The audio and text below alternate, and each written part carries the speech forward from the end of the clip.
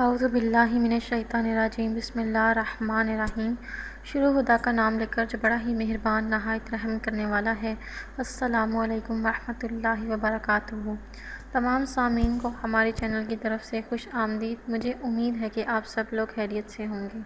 ناظرین، آج کا جو وظیفہ میں آپ کی خدمت میں لے کر حاضر ہوئی ہوں، اس وظیفے کی مدد سے اگر آپ کو کسی بھی وجہ سے یا نزلہ و زکام کی وجہ سے آپ کو چھینکوں کی کثرت ہوتی ہے تو آپ یہ وظیفہ کریں، انشاءاللہ تعالیٰ آپ کو ہر وقت چھینکیں جو آتی ہیں وہ آنا بند ہو جائیں گی۔ دوستو، وظیفہ بتانے سے پہلے میری آپ لوگوں سے ایک چھوٹی سی درخواست ہے کہ آپ میری اس ویڈیو کو لائک کریں، اپنے دوستوں کے ساتھ شیئر ضرور کریں، اور شیئر آپ لوگوں نے اس نیت کے ساتھ کرنا ہے کہ ہو سکتا ہے کہ آپ کے ایک شیئر کرنے کی وجہ سے کسی انسان کی پریشانی یا مشکل حل ہو جائے اور یہ بات آپ لوگوں کے لیے صدقہ جاریہ کا ذریعہ بنے گی۔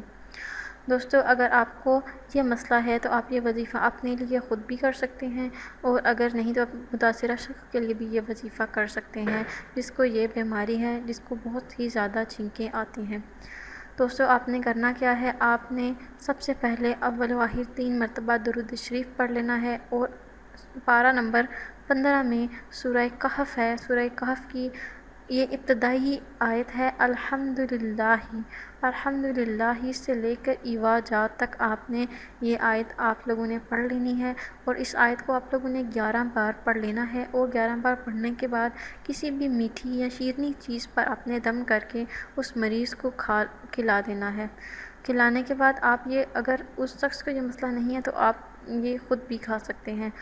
اس کے علاوہ دوسرا عمل اس کے لیے یہ بھی مفید ہے کہ جس شخص کو یہ مسئلہ ہے وہ متاثرہ شخص بار بار سورہ فاتحہ کا ورد کرتا رہے۔ وہ جتنی بار پڑھے گا انشاءاللہ تعالیٰ اس بیماری سے اس کی جان چھوٹ جائے گی، اور اس کی زندگی میں سکون آ جائے گا، اور چھینکوں کی کثرت ختم ہو جائے گی۔